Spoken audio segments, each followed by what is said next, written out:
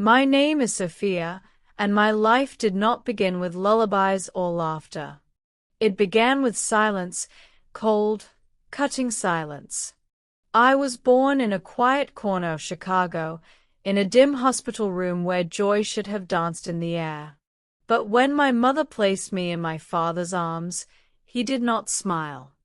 He did not whisper sweet nothings or cradle me with warmth. He simply looked at me, eyes sharp as broken glass, and handed me back without a word. I was not the son he had wanted. I was only a daughter, fragile, unwanted, and uncelebrated.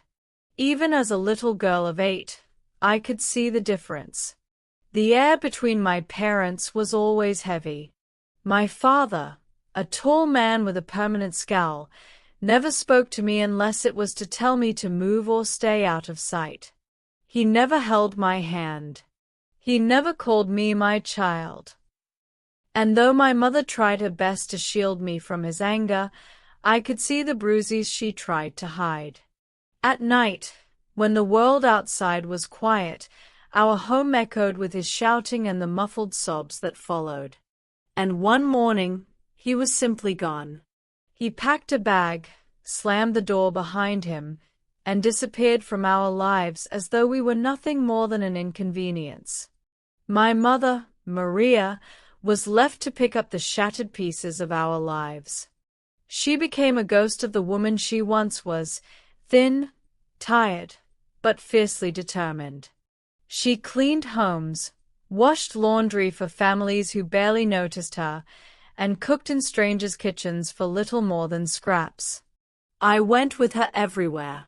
I became her second pair of hands, small and clumsy, but always willing. I carried buckets of water up long flights of stairs. I scrubbed floors until my fingers ached.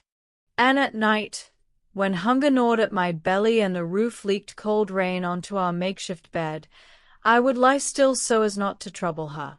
We lived in a tiny, crumbling shack where the windows were cracked and the walls thin enough to hear rats scurrying behind them. Hunger was a constant guest. Our meals often came from the kindness, or pity, of others who gave us their leftovers. Sometimes the food was stale or cold, but it was food, and we were grateful. The landlord would come at the end of every month, demanding rent. "Pay, or get out," he would yell, his voice echoing through the walls. My mother would beg for just a few more days. Sometimes he would give it. Most times, he didn't. Yet through all of this, I never doubted one thing: I loved my mother. In the chaos and cruelty of our world, she was my anchor. Or so I thought. One evening, as the sun dipped below the city skyline and painted the sky in hues of sadness, my mother took my hand. Her grip was tight, her eyes strange, empty, distant. "Sophia," she said, "your life will be better now." I didn't understand her words, but something in her voice made my stomach twist. She led me to a large mansion on the edge of town, a place that reeked of wealth and power. Inside, in a room adorned with velvet curtains and golden lamps, sat a man. He was old, rigid, and cold. He looked me over like I was something to be weighed and purchased. Then he handed her a thick envelope. She took it without hesitation. My heart pounded as I realized what had just happened. My mother had sold me for $5,000. I grabbed her hand, sobbing, pleading. "Mama, no. Please don't leave me here." But she yanked her hand free. I clutched her dress, desperate, but she shoved me so hard that I fell onto the marble floor. My face stung as her hand struck my cheek. Her voice, once soft and loving, now cut like ice. "If you follow me, I'll kill you." And just like that, she turned her back and walked away, out the door and out of my life. That was the night my childhood died. The man who bought me was Mr. Wilson, a powerful, wealthy figure feared by his staff and admired by none. His empire was built on intimidation, and his heart was as hard as the polished tiles in his grand hall. He made me scrub his luxury car until my hands blistered. I cleaned his vast office, polished floors that were never dirty, and slept in a cramped servant's corner. He never hit me, but his threats were enough. "If this girl ever runs away," I once heard him say, "I'll make sure she never breathes again." I cried often, but never in front of him. I swallowed every sob, buried every tear. I had no one now. No mother, no family, no comfort. Years passed like this. Quietly, painfully. I learned to survive in silence. Then one day, everything changed. Mr. Wilson left a stack of cash, $10,000, on his desk. He said nothing about it. Just left it there while I cleaned. My hands trembled. I looked at the money, then at the door. But I didn't touch it. Later that night, he called me. "You didn't steal it," he said, almost impressed. "Do you want to learn something real? Something powerful?" I nodded slowly. He studied me for a long time. "I'll teach you business," he said. "But only if you work harder than ever before." And I did. I studied every paper he gave me, asked questions, read every book I could find. I learnt about profits, marketing, management, every tool in his vast empire. Slowly, I became more than just a servant. I became his apprentice. By 25, I was his most trusted confidant. He had no children, no family. One night, as we sat in his office discussing contracts, he looked at me and said, "You're my daughter now. My family." When he died, he left everything to me. The mansion, the companies, the legacy. By 28, I was the CEO of one of the largest firms in Chicago. People called me Madame Sophia.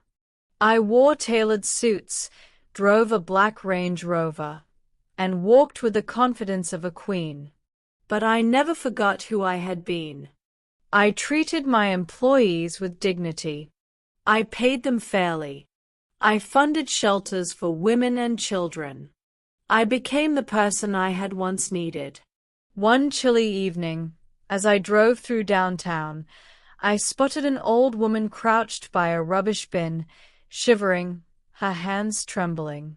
Something about her made my chest ache. I stopped the car, walked over, and gave her money. She didn't even look at me. The next evening, I saw her again. This time, she stumbled into the road and collapsed in front of my car. I rushed out, knelt beside her, and turned her face to mine. My world stopped. It was my mother. Her hair was gray and matted. Her cheeks were hollow. Her eyes, once sharp and cold, were now lost and frightened. She didn't recognize me. I asked gently, "Do you have a family?" Tears welled in her eyes. "I had a daughter, but I lost her." My throat tightened. "You didn't lose her," I said quietly. "You sold her." She froze. Her eyes widened as she finally saw me. "Sophia." She collapsed at my feet, weeping uncontrollably. "I made a terrible mistake. I was desperate. I've never stopped thinking about you. Please, forgive me." I stood there, unmoving. Inside, I was trembling. But something deeper than pain, held me still. I closed my eyes. She was still my mother. I reached down and helped her stand. "Come with me." She stared at me as if she were dreaming. Reporters soon gathered.